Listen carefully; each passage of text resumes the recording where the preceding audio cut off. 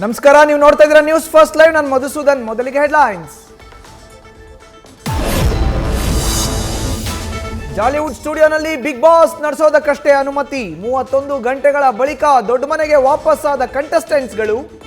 Big boss ಇಲ್ಲಿರೋದು ನೆಲೆಸೋದಕ್ಕೆ ಅಂತ promo release.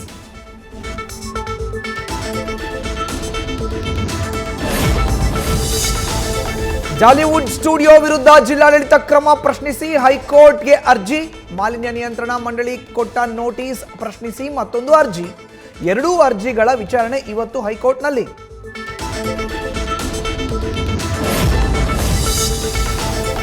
ಉಪನ್ಯಾಸಕನಿಂದ ವಿದ್ಯಾರ್ಥಿನಿಗೆ ಲೈಂಗಿಕ ಕಿರುಕುಳ ಆರೋಪ.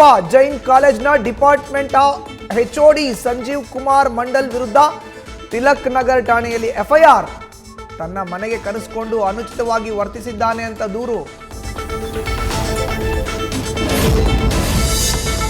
ಸಂಪುಟ ಪುನರ್ರಚನೆಯ ಸುಳಿವಿನ ಬೆನ್ನಲ್ಲೇ ಗರಿಗೆದರಿದ ರಾಜಕೀಯ ಚಟುವಟಿಕೆ. ಸಚಿವರಿಗೆ ಡಿನ್ನರ್ ಮೀಟಿಂಗ್ ಕರೆದಿರುವ ಸಿಎಂ ಸಿದ್ದರಾಮಯ್ಯ. ಅಕ್ಟೋಬರ್ 13ರ ಭೋಜನ ಕೂಟದ ಬಗ್ಗೆ ಕಾಂಗ್ರೆಸ್ ಪಾಳ್ಯದಲ್ಲಿ ಕುತೂಹಲ. ವರ್ಷಕ್ಕೊಮ್ಮೆ ದರ್ಶನ ನೀಡುವ ಹಾಸನಾಂಬೆ. ಇವತ್ತಿನಿಂದ ಅಕ್ಟೋಬರ್ 23ರವರೆಗೆ ಹಾಸನದ ಅಧಿದೇವತೆಯ ದರ್ಶನ.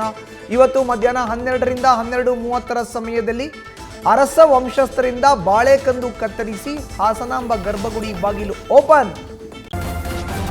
ನ್ಯೂಸ್ ಫಸ್ಟ್, ನಿರ್ಭೀತಿಯಿಂದ ನಿಮ್ಮ ಪರವಾಗಿ.